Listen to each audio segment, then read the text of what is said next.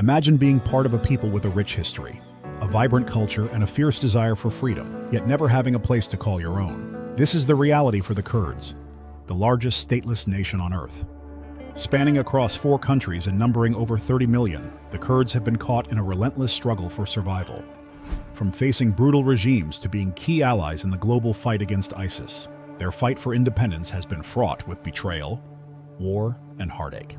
Why, despite their courage and sacrifices, does the dream of Kurdistan remain just out of reach? Let's uncover why the Kurds, despite their relentless fight, still find themselves stateless in a world of nations.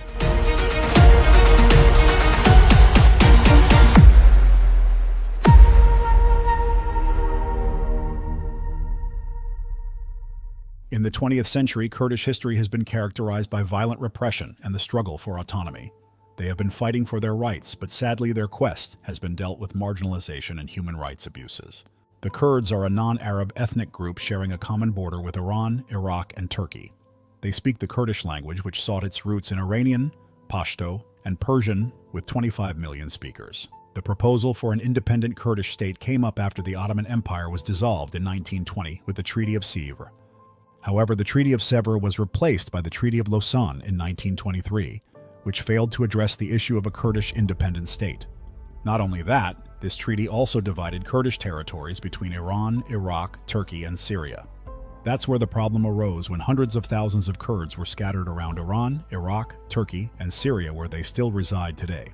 From the end of World War I to the Gulf War, Kurds fought many battles in Turkey, Iran, and Iraq to seek independence, but their campaigns were outdone by regional powers.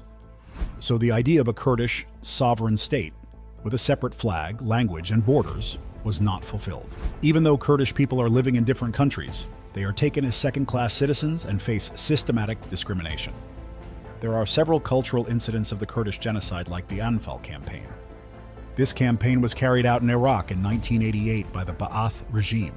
A staggering number of 50,000 to 100,000 Kurds were killed, and this was a horrific example of an ethnic cleansing. On top of that, more than tens of thousands of people disappeared throughout the campaign. Around 90% of the Kurdish villages, towns, and small cities were destroyed. This is just an example of human rights abuse faced by Kurds. In Turkey, speaking, writing, or broadcasting in Kurdish was banned until the 1990s. Kurdish names were forcibly changed to Turkish. While in Syria, the government took away the citizenship of thousands of Kurds and banned the teaching of the Kurdish language. Additionally, before the civil war in Syria, Kurds were restricted from taking part in political activities. Moving on, let's explore major Kurdish factions that are spread across Iran, Iraq, Turkey, and Syria. The first is Kurdistan Democratic Party, founded in 1946. It is the leading party in Iraq's autonomous Kurdish region. Its head, Masoud Barzani, is the president of the Kurdistan Regional Government KRG. Its armed forces are known as Peshmerga. In 2003, Peshmerga joined the U.S. cause in Iraq to topple Saddam Hussein. After this, Iraq recognized KRG in its parliament. Moreover, half of the Kurdish population lives in Turkey, but Turkey shut down any ethnic groups to politically organize, and any action towards this leads to legal charges and imprisonment.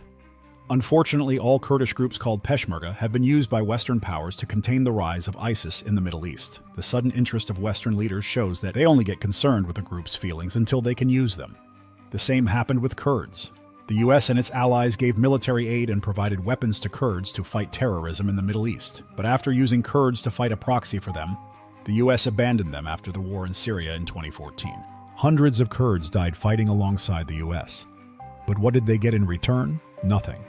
In 2019, the promises the US made were turned to ashes after the Trump administration decided to withdraw its troops from northern Syria. It was a big blow for Kurdish fighters as they were invaded by Turkey. This in turn resulted in 180,000 Kurds being displaced in northern Syria. Turkey suppressed its own Kurdish population while receiving billions in security aid from the US in the name of war.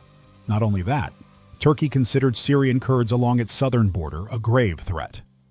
Despite all these atrocities, the US did not help Syrian Kurds after involving them in its own war at a great human cost, but later it left them behind. According to an analyst, James Cement, the Kurds are the useful victims in the hands of many, especially the US. As they are sitting in a precarious geopolitical position, their struggle to seek an independent state seems a distant dream. In that sense, the roughly 30 million Kurds may be called the history's losers. Does this mean that the identity of Kurdish people will finally be recognized? Why the world has abandoned them in their dream of statehood? There are some aspects about this issue. First of all, the US and European Union would not help Kurds because of NATO and their alliance with Turkey.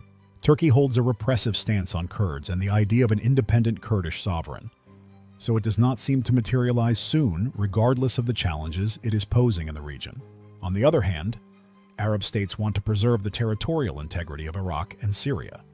If Kurds make an independent Kurdistan, free of any foreign influence, then it could arise other ethnic groups in their quest for independence. That's why Arab powers don't want any more ethnic groups knocking at their doors. Regardless of regional tensions and facing oppression, Kurdish people stood tall to seek recognition, political rights, and autonomy. Kurds are very talented people, and there are some interesting facts about them. Kurdish women are brave fighters and lead the world in female warriors. Not only that, but Kurdish women constitute 40% of the military in their self-proclaimed state. The Kurdish regional government has more women than both the US and the UK. The 30% of seats in the government are reserved for women. This shows their commitment towards gender equality and women empowerment. Interestingly, Iraq's Kurdish region spends 16% of its annual budget on education. That is more than the US and Canada, and highlights their mindset towards ranking education among the top priority. All these interesting facts make Kurds a friendly and progressive ethnic group, but it is evident that Kurds lack three main components in their journey for an independent sovereign. These are communication issues, common political action, and most importantly, issues with external influence. Despite the fact that all Kurds were aware of their common ethnicity, there has never been a unified Kurdish movement.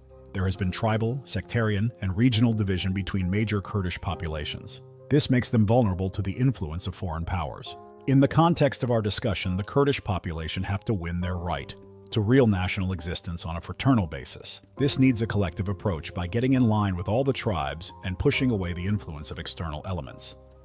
Only then a unified government can be formed that can rid them of continued exploitation. What are your thoughts about it? Do you think Kurds will step on to fight for their rights? Let us know in the comments section. For more such videos and hot topics, stay tuned to our channel and don't forget to subscribe.